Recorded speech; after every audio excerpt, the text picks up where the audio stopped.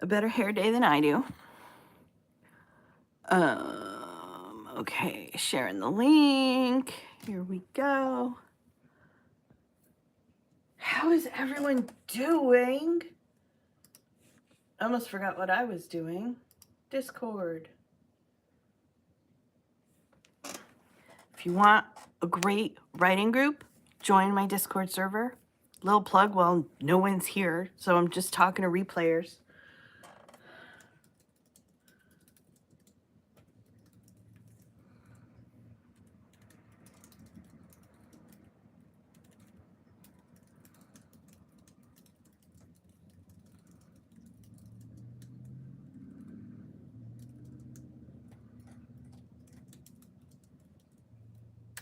There we go. But we just brought in bunches of people on Discord. And so it is nice and active. There we are. Taylor. Hello, Judith. Dale. Good morning. Good morning. Good morning. No claws. Floof is here.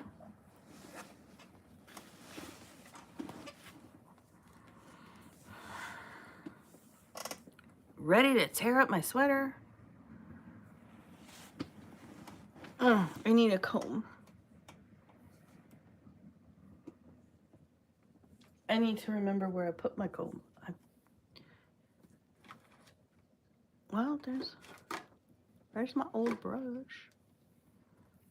The words did not come yesterday. I'm sorry. Good morning, Alex. Is Fluff doing better? Yeah, I think so.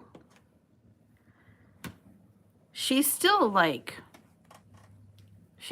tiny, and she's like, you can still see her bones a little bit, like right here. She's not gaining weight, but she stopped losing weight. She's still super playful. Like, she keeps going after my kids' Legos and the bells off the Christmas tree, and like, super playful. But she's just being super picky about her food. I don't get it. Like, I don't know. I don't know what's up with that. Because, like, what's frustrating about it is that I will try something. Like, I'll get something new, and I'll put it down, and she'll scarf it down. She'll be like, yes, this is what I want. And she'll scarf it. So then I'm like, I need to buy more of that. So I'll buy, like, a 24-pack of that something new. And the very next time, she'll scarf it down, like, one more time. But then the next time I feed it to her, she's like, what the hell is this? No. I'm like... So then I'll try switching back to the other thing, and she's like, no. And then I'll switch back to the other thing, and she's like, no. And then I'll try starting to mix them with, like, cat milk or gravy, or, like, I get those lickable treats. And then I spend 3 days frustrated because she's not eating. The wrong words came yesterday, but they were words.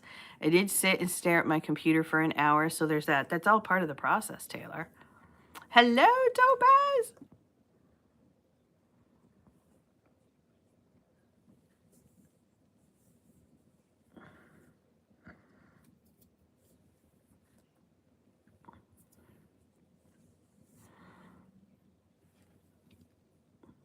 Grandma's been here for like 3 weeks. Not my grandma, the kid's grandma, my ex-husband's mom. Anyway, she's been sleeping in Piper's room. She leaves later today. Christopher was upset that she's sleeping in Piper's room. So last night he asked me to sleep in his room. Let me tell you, there is not enough room. I'm ready to get the boy a queen size bed because there's just not enough room on his bed for us. And then on top of it, because the cats always sleep with me, his tiny little twin bed had him, me, and both cats, and it just was not working. So I got no sleep and back cramps. Like my puppy baby, the most bougie taste, won't eat the same thing more than 2 to 3 times in a row. I got a few words down and they were horrible. Bad words are better than no words. You're in a slump like no other. You've gotten out of slumps before, so I have full faith that you can do it again. I did see what you did to the do not disturb sign.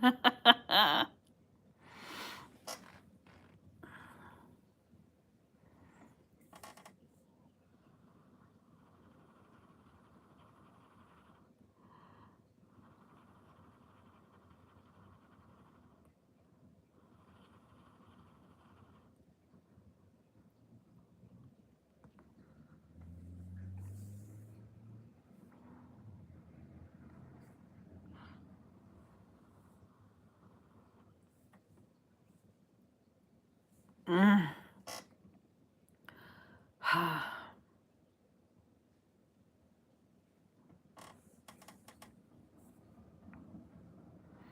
just didn't want maintenance to jump scare me again. You took that to a whole new level.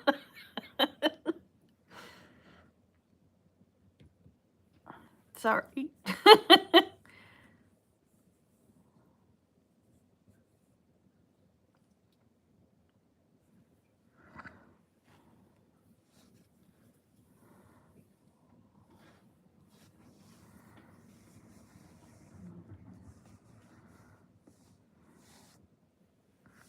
Yeah, I had to adjust you. Your butt was digging into my thigh.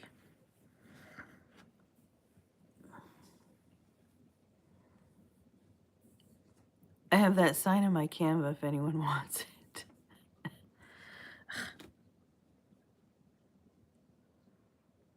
Floof.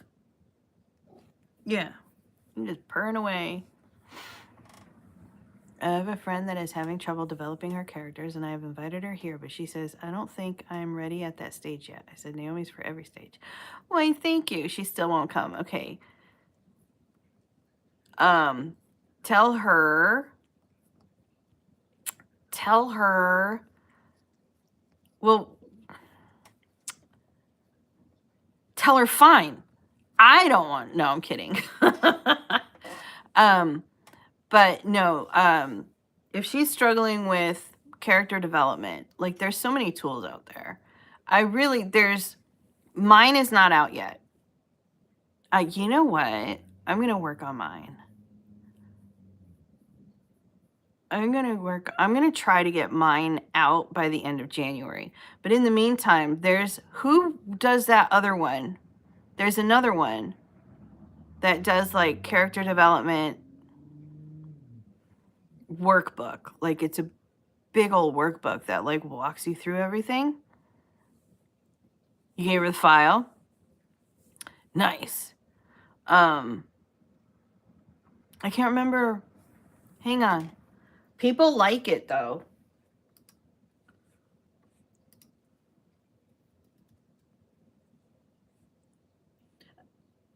Alex, I have your file still open, by the way.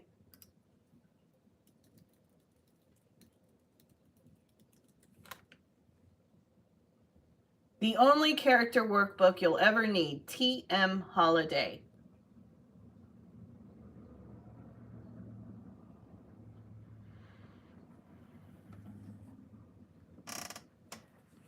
That's what it's called. That's not what I am saying because you need my workbook when it comes out. I'm just saying.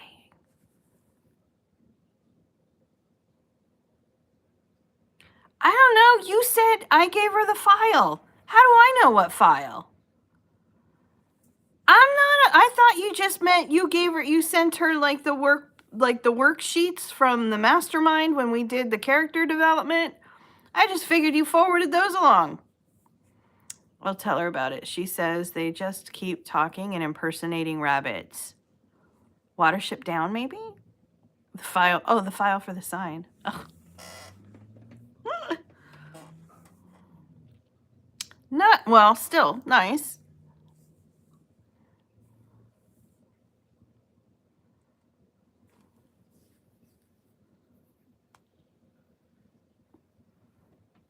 I made the sign, and she made it hers. Perfect. I need a haircut.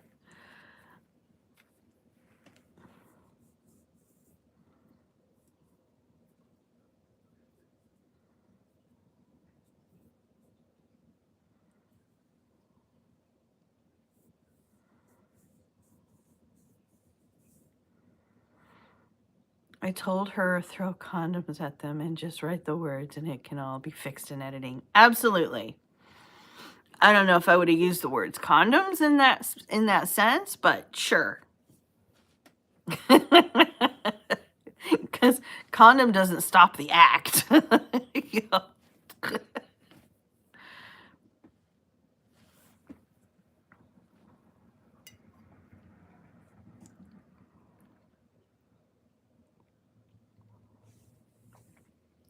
They got to get tired eventually.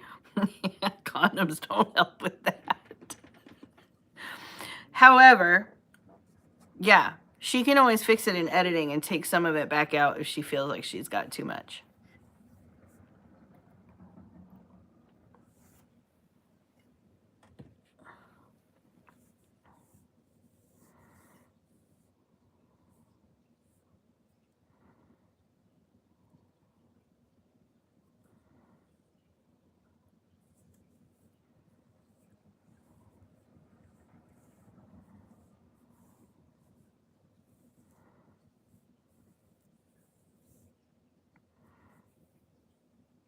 Rabbit shifters. Oh, Alex, there you go.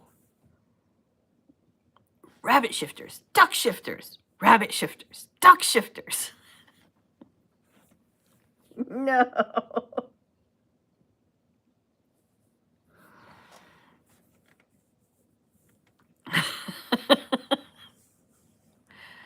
It's Alex's fault.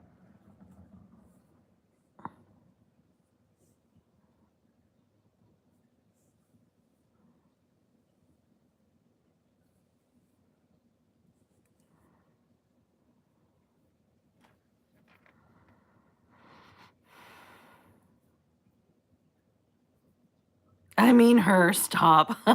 Good morning, Jessica. I need a new shifter for my Mage Mates series that is flooding my head. Mage Mates. Don't do rabbits, actually. That'll be too cringe, I think. Because the whole rabbit in the hat thing, like, I feel like...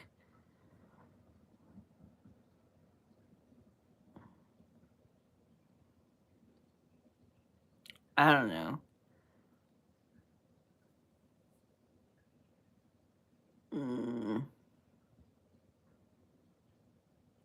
Have you read the D&D book for Blue Magic? There's some interesting things in there that you could probably make work for you. If you do rabbits, do the Monty Python rabbit. Shifters that marry witches. Marry or mate, that's two different things. I've been digging bear shifters lately. Polar bears. Polar bear shifter.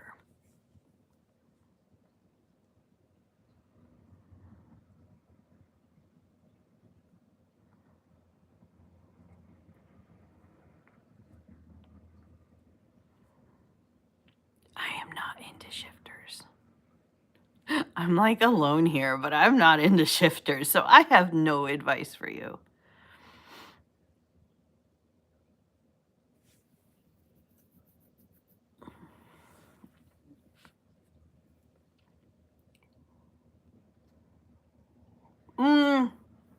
It's not true. I do like dragon shifters. I don't know why. I just like the idea of a dragon being in human form, but not for romance. Just for the idea of like protecting the dragon kind by having spies in human form.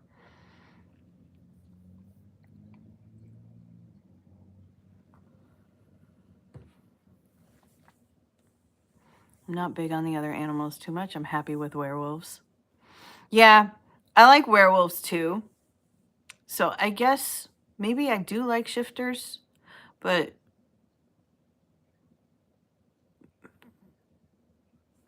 Still not the romance kind. Dragons are awesome. They are.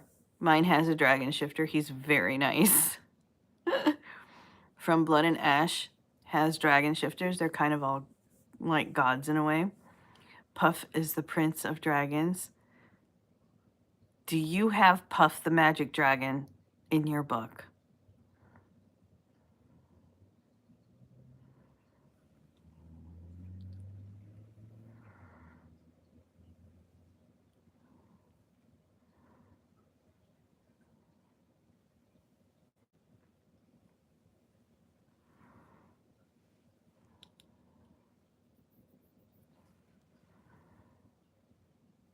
I wasn't gonna say anything, but she did. Maybe that's what she calls him to insult him and he doesn't get the reference. Okay. I was like, wait a minute. I don't think you can do that. Oh.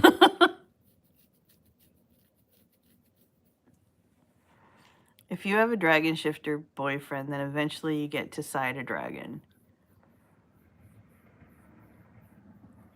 I found out I like all types of shifters. Oh, yeah. Eventually you get to ride a dragon.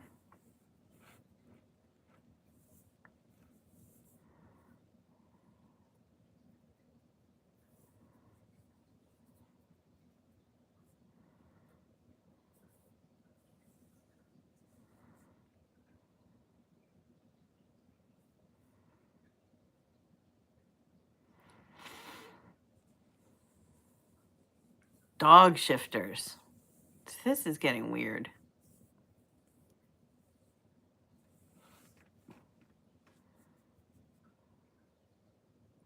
Any tips on best ways to promote a book if you are not into social media? So, yeah, social media is but one tiny piece of your entire author platform. So if you're not into social media and you don't feel like doing social media, you just have to think of other ways that people can discover you. And there's a few different things. You can, for example, put together a really nice reader magnet. Free books are really good. Go to Gutenberg.org to get some public domain books, so you don't have to write a whole free book. But that can be pretty good. Or, whatever other things, do like a TBR tracker, like things that readers want, not things other writers want, right? But things that readers want. So that's one thing. You put together a reader magnet with a landing page, and then you can do a blog. And for the most part, you can pretty much run the blog without social media. Social enhances it. Don't get me wrong. And without social media, you're working a little bit harder. Don't get me wrong. But you can totally do it without social media. And what will end up happening is you'll capture people on Google. Like if you start targeting keywords like what to read after you read this, or there's some other memes that I see in reader groups all the time. Things like, I just finished this book. What's another book that's just like this book? Same vibe, but different story kind of thing. Because, they're done reading a book and they don't want that feeling to go away. TBR trackers, I already said that. And they search a lot for things like library organization. They search a lot for things like top 10 books, book reviews, book recommendations, things like that. If you focus on getting those things out that are all the most relevant to you, that's one really good way to capture. So say you write in fantasy. If everything you're putting out, you're reviewing other fantasy books and things like that, and you're putting all of that out onto your blog, you're going to capture Google traffic. And then on your blog, you'll have ads that go to your own book. And you can go about it that way. Speaking of ads, it's another way that you can do it if you have the budget. However, don't start ads until you're already getting sales. You don't have to be making a lot of money, You should be getting sales. So that's where having a blog really comes into play as well, because you can measure the traffic that you're sending to your Amazon page, and you can see roughly, like if you know that you've sent 500 people to Amazon, but you've only sold 2 books, then obviously your blurb needs some help, right? You can go in, tweak, edit your blurb until you see that, for every 100 people you're sending, 20 or 30 are buying. Then do ads, because it doesn't do any good to do ads if things aren't selling, right? So that's another way that you can do it. You can also get on other people's social media, so to speak, or get in front of their audience. So you can start looking up podcasts, YouTube channels, other people's blogs that interview authors like you, or even just looking for guests and things like that. And that's, if your reader potentially listens to that podcast, that's a good way to get your name out there in an evergreen kind of way, because it will always be out there for replays and whatnot. So it's a good way to get your name out there and slowly build your name without having to be on social media. All of these, get an email list, because you will, like, no matter what happens with social media, you'll always have your email list that you can then sell to as well. And then other publications. So depending on what you know and what you write and things like that, there's a lot of like magazines that you can get into that you don't have to do social media in order to get into. So if you can get published, like I have a lot of clients now, granted, most of my clients are nonfiction now. I haven't ghost written a fiction book in a long time. I'm working on my own fiction book right now, but I haven't ghost written a fiction book in like 9 years, 7 years, because I switched over to nonfiction. But like for my clients, a lot of them have written for like Entrepreneur Magazine or Forbes or something like that. That all counts. When I first made the switch to nonfiction, I was in grad school for psychotherapy, and my professors, 3 of my professors, wanted help writing and publishing their book. And they had all written for Psychology Today. So that was part of their platform, because now in their bio it says, author of blah, blah, blah, right? So that's another way to do it too. You just have to think about, if you don't want social media to be, if you don't want to be on social media, you definitely don't have to be. It takes more work, but you just have to sit and think about where else outside of social media might a reader be able to find you. And that's probably Google, Pinterest, which is social media, but also a lot of people forget about it. When we're talking social media, most people think like Facebook and TikTok, and YouTube.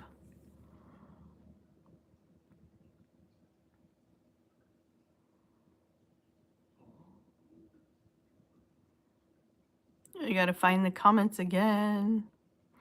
Are we even writers if our conversations don't get weird at some point? I'm not sure. I think we do have to get weird. She saves Puff's life 3 times and then used her magic to keep him alive, but he still insults her constantly, so she turned him into a human. Oh, I also showed my friend Chuck Tingle and said, this person is published, so you can get published too. Nice. Good morning, Sabrina. I'm proudly weird, so all my conversations are weird. What exactly is a TBR tracker? So a TBR is a to be read list, and if you hang out with a lot of readers, they always have this stack of books that they call their TBR pile of books that they want to read. And a lot of readers have more books on their TBR pile than they do on their read pile. So like when you see a reader who's like, I read 50 books this year, there's a really good chance that they read 50 books, but then they added 75. And it becomes kind of a running meme.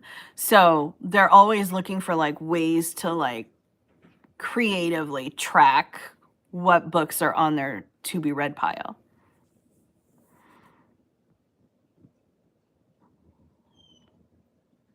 Read tracker that keeps track of what you are reading, wanting to read, especially if you have a stack of books that need read. I'm working on mine for this month. I'm starting with Chasing Goldie. Thank you for clarifying. I'm out of the loop. A lot of acronyms writers use. Sorry. The titles alone live rent-free in my head. I gotta check out Chuck Tingle now.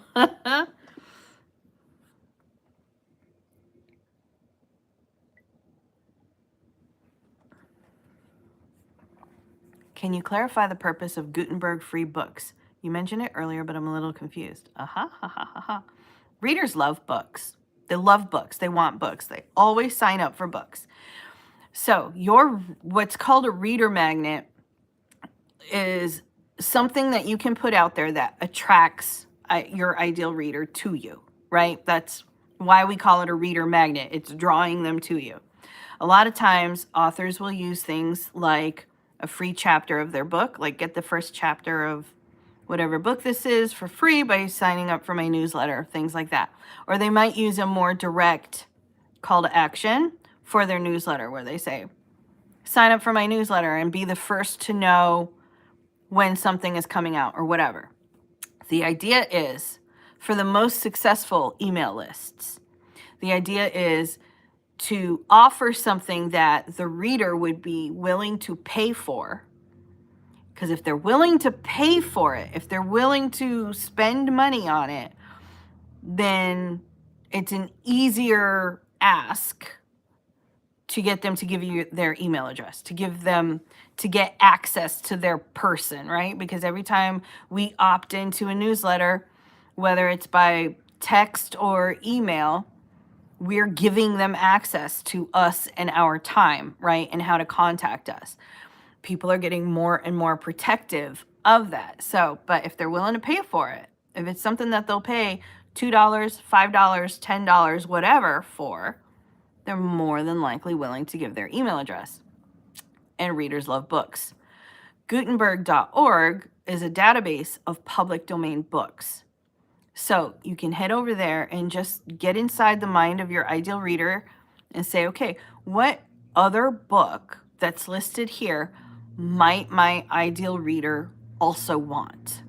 So if you do a lot of, what are some of the books that are there? I always forget. Through the Looking Glass, Count of Monte Cristo. If you do sci-fi, you might do like 20,000 Leagues Under the Sea or something along those lines. Those books are public domain. That means you can distribute them. You cannot take credit for them. You can't pretend you wrote it, but you can download a copy of the book, add to it. I don't mean rewrite it, but like you can do like a foreword, you can do annotations, things like that where you add your own little twist on it, where you talk about how that book inspired you or whatever, and then give it away. And then say like, I'm giving away a free copy of the Count of Monte Cristo. Go here, go to my website to sign up for it. And a lot of readers will sign up for it. And if that book in any way, and I don't mean it has to be like a direct relation, because right now we've got so many different subgenres and stuff that it may not even be a direct relation to your book. But if it's kind of close where you're going, yeah, my reader, the person who reads my book would also like that book more than likely, then you're building your email list with people who, in the very least, like that genre and are more likely already to buy your book when it comes out.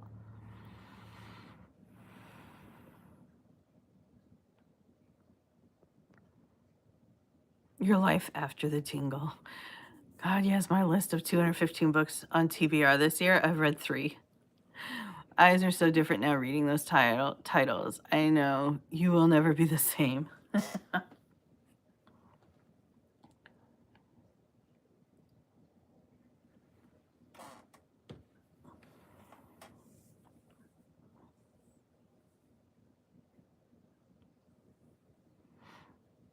Okay, I think that makes sense. Thank you for clarifying my questions. You are so welcome.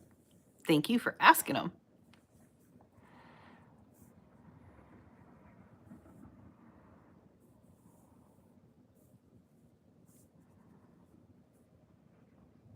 You can absolutely make them in Canva. It's actually really easy to make them in Canva, like worksheets. Yep. Canva, PowerPoint, if you prefer PowerPoint. I think, I'm trying to remember. I think on the free, I know you can, obviously, with the paid version of Canva. I think on the free version, I can't remember. Because you have to be able to download it as a PDF, and I can't remember if that is available on the free version, but try it. You've never used I feel old. I love PowerPoint, but I'm on a friend's paid sub for it. For Canva? Okay.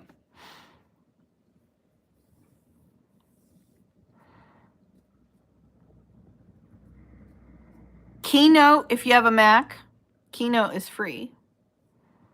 You can also make trackers in that. I don't know if there's a Windows equivalent to Keynote. Oh, PC. Okay. Then yeah, Canva is probably your best bet, especially if you're not paying for it. Working on it in Canva. I don't even have PowerPoint in school. Really? Shh. I love PowerPoint. I get sad when people tell me, you still do PowerPoint? Yes. And also, I still have a fax machine. I'm not lying. I really do. You graduated in 99. So I graduated before you, but we had it in grad school too.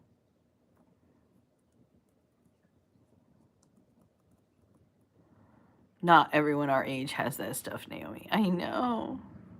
I know. I'm going to crawl over here with my fax machine and my landline phone.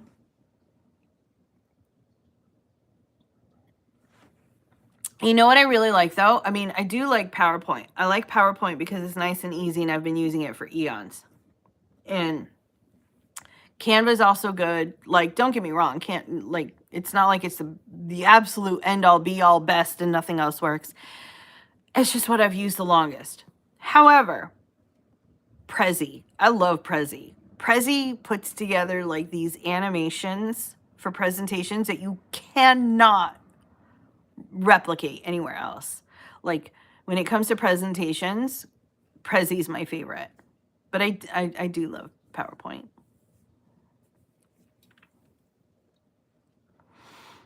If I use Canva stock images, can I use that in Instagram posts? So I'm going to say yish, potentially. Anything, so Canva has special licensing for its images because it has a deal with the programs, like whatever it is, Getty or iStock or whatever, Pexels, Pixabay. It's got to deal with those programs that says, you know, our users can use this commercially. Anything, if you have a free account, then you're limited to the ones that are free, right? And you would need to pay extra for the paid ones. My recommendation, however, would be instead of using the stock images on Canva and like downloading them, my recommendation would be just to go straight to Pixabay. I don't like the free ones anyway. I don't like the free stock photos, not because they're free, not because they're bad. A lot of times they're actually really good, but they don't have a download history and they don't have proof of license. And I've already been attacked by a scammer. That was a whole thing. So I don't recommend that, but it's better than going to Canva where you can't even see the end user license and downloading it off of there. So I would go straight to Pixabay, Pexels, Unsplash, any of those, find the image that you want and download it, and then upload that into Canva and to get the size that you want or whatever. Beyond that, what I would actually do, and what I actually do, I should say, because I was doing that with the Unsplash and whatnot for a few years, because running a business is already expensive. And you start adding stock photos on top of it. It's like, why am I paying for stock photos when there are free ones and I need to pay for whatever this tool is or whatever, right?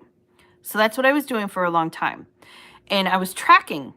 I had my own little spreadsheet where I would put the link to the photo that I downloaded, who the artist was, who the photographer was or whatever, the date that I downloaded it, and then a screenshot of the license for it, because I'm ridiculous, okay? So I would have all that in my tracker. And then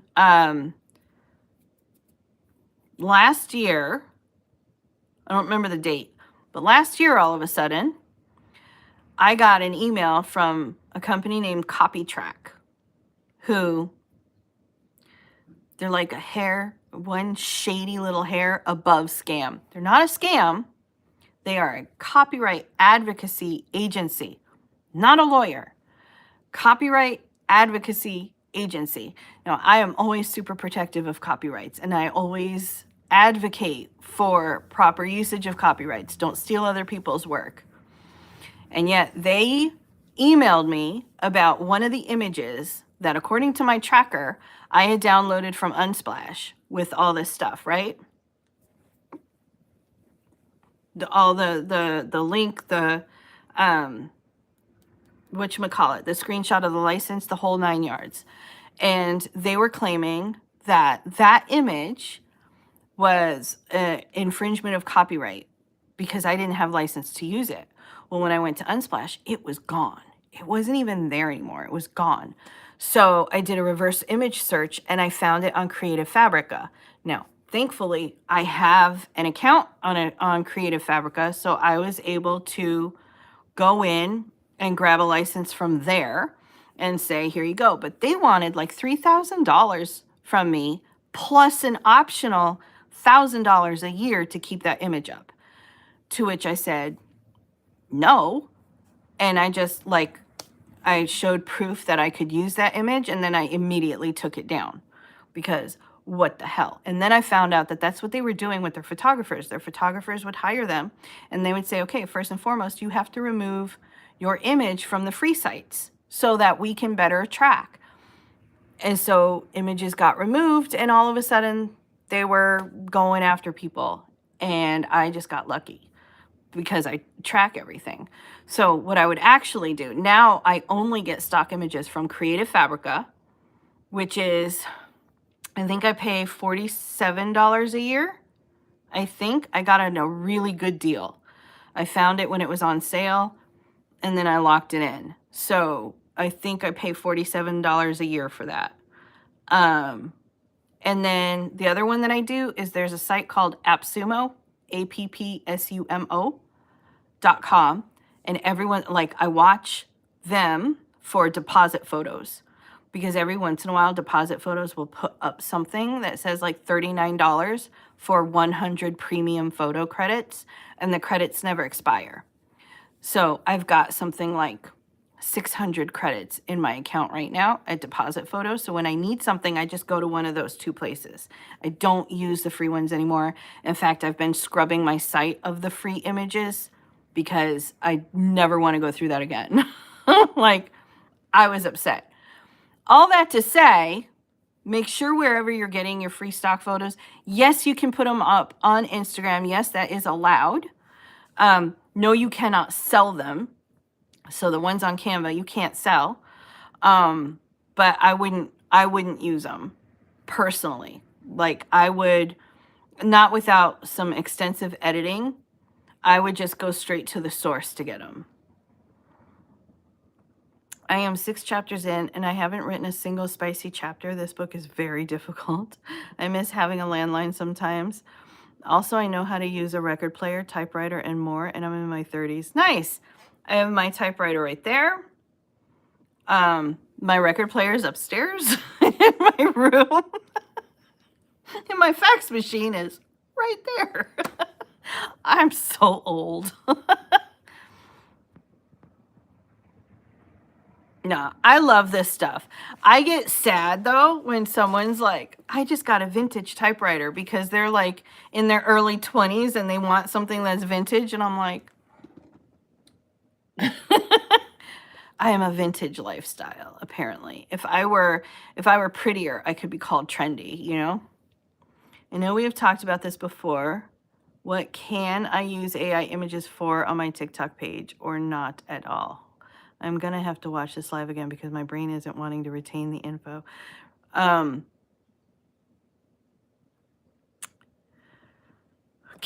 I use AI images for, I think you can just use them in your typical videos, but you have to make sure you have commercial rights. Because even if the video itself is not promoting a book, your account is. And the end game obviously is to get a book sale. So I think you need commercial rights for the music and for the AI videos or AI, like whatever, if you're using AI images. Yeah, I think that's about it. Because just make sure you have commercial rights. Random question. Do you know any memoirs that focus on narcissist mothers? I already know about the Jeanette McCurdy one. That would be the one that I knew off the top of my head.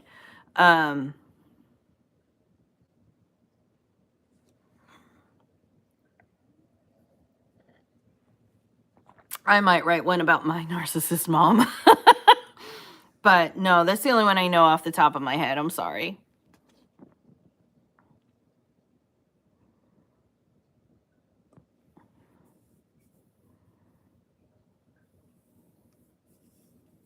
Or, yeah, get into the Discord. So my Discord server is called Who Wants to Write a Book. You can get there in your browser by going to whowantstowriteabook.com. That'll bring you straight to the invitation where you can then verify your account and hop in. Taylor is in there. Thank you for letting me know. I will definitely keep that in mind if I join the Discord. Just trying to see how others cover the topic, if there are any. Yeah. That one's a hard one because typically the kids of narcissists have been trained not to talk about it, you know? So trained and gaslit. So that's a hard one. I don't know off the top of my head. I'm sorry. So if I take one of the templates that Canva has and change the stuff on it, can I still give it away for free?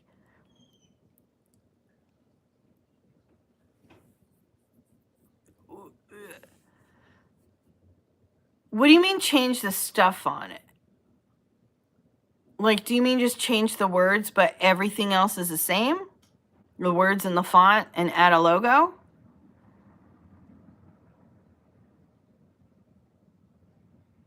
Yes. I believe you can give that away for free. You cannot sell the template. Like, you can't grab the link and say, share as template, use as template, share as template, whatever, and try to sell that.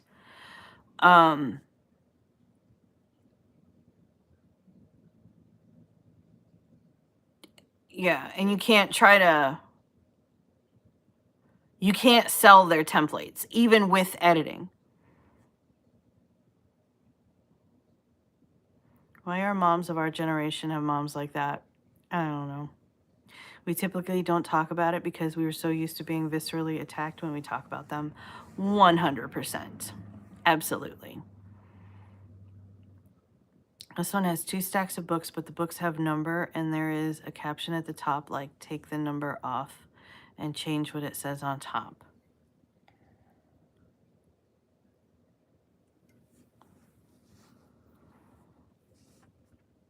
I don't know.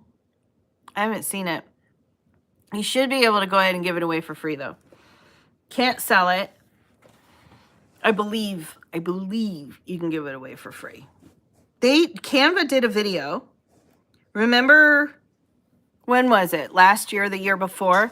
all the questions about what you can and can't do with Canva, licensing wise, came out, because that one post in the Canva group that said you can't do that, and everyone was like, "What do you mean I can't do that?"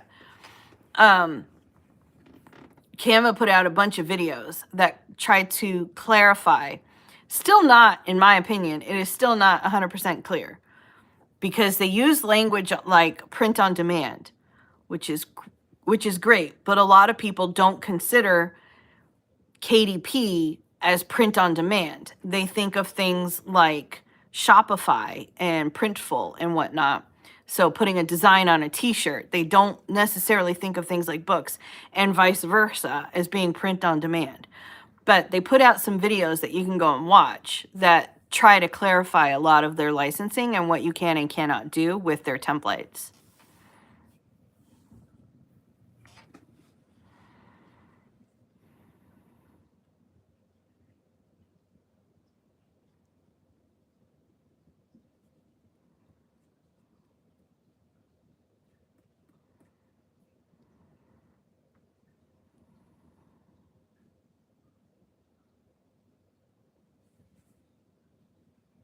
I don't want to go out in the snow. I want to stay inside and write chapters. I have to insert, but I have to adult. Aw, I'm sorry. You have to adult now? It didn't snow here. My kids have been waiting for snow. They go back to school on Monday. They've been off for 2 weeks, and we had no snow. And they were very not happy.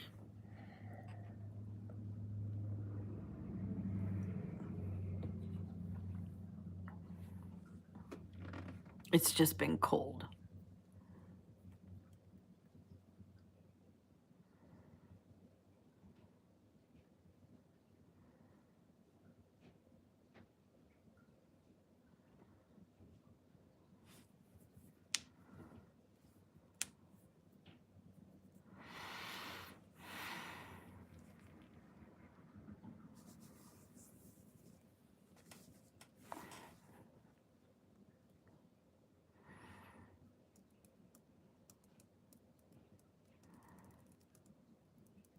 Thoughts on half centaur, half phoenix?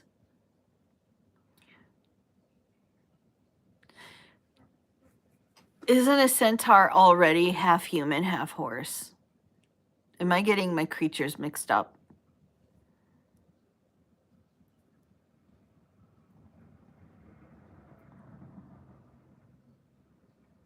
Do I need to let go of the book cover I want? I know exactly what I want, but I'll need an illustrator. No, what I would do in that case, Taylor, what I would do is I would go over to Canva, get it as close as you can using Canva to create the concept. You know exactly what you want. That's hard to describe. So go into Canva and create as close as you can using stock images, some of their graphics, things like that, and put it together. And then when you hire an illustrator, send them that. Say, I have concept. I need you to illustrate this now. It'll end up saving some money, at least. Not that I have any right to like quote anything from illustrators, because I'm not one, but it should end up in the very least saving you frustration from having to describe exactly what you want, because you're telling them what you want. It's right there.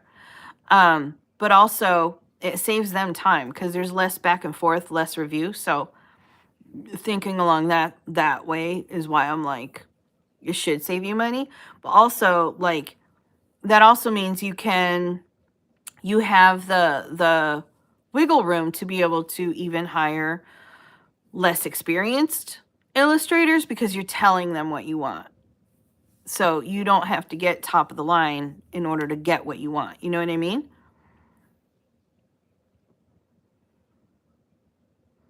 Have you ever written anything about your experiences? From everything I've found, it'll be expensive. That is possible. The other thing is start budgeting for it. It would be a Pegasus with flaming wings and a human head. Pegasus with flaming wings and a human head. Right? Because centaur, right?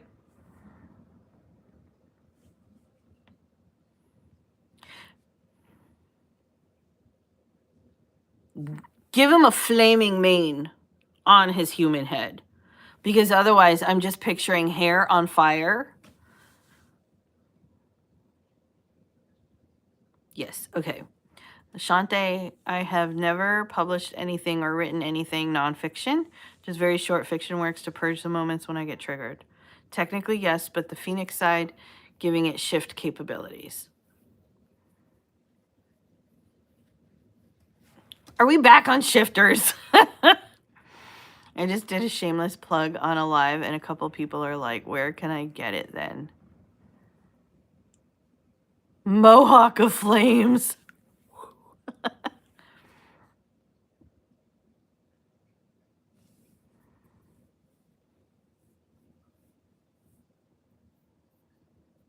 Yee, Dale, yay!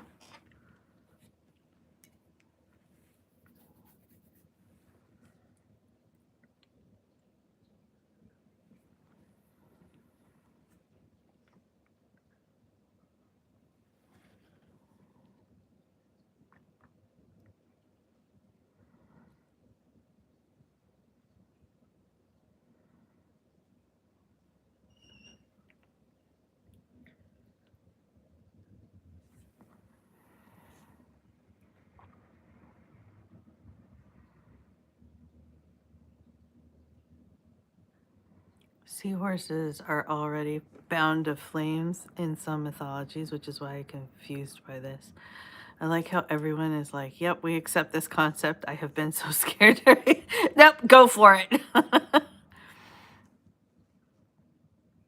Thanks for clarifying. Are short fiction works published online anywhere?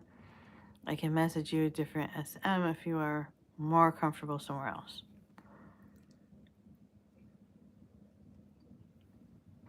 On that happy note, actually, do the thing, cause I have to run. It's that time.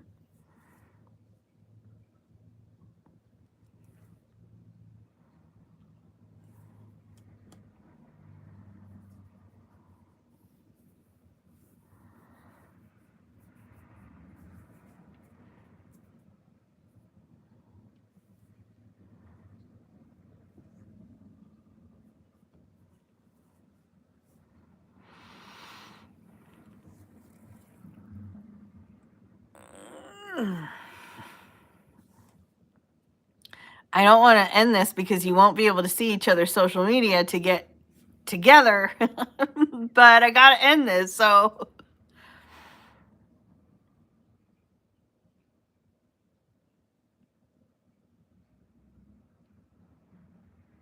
If I use Discord, I'll get in touch with you there. Thank you for responding. All right, y'all. Thank you so much for hanging out with me today and asking all of your questions and just being the amazing writing community that you are.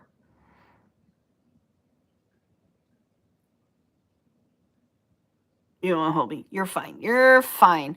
Thank you so much for being here. Go get all the words written. Have an amazing weekend, okay? And I will see you on Monday. All right?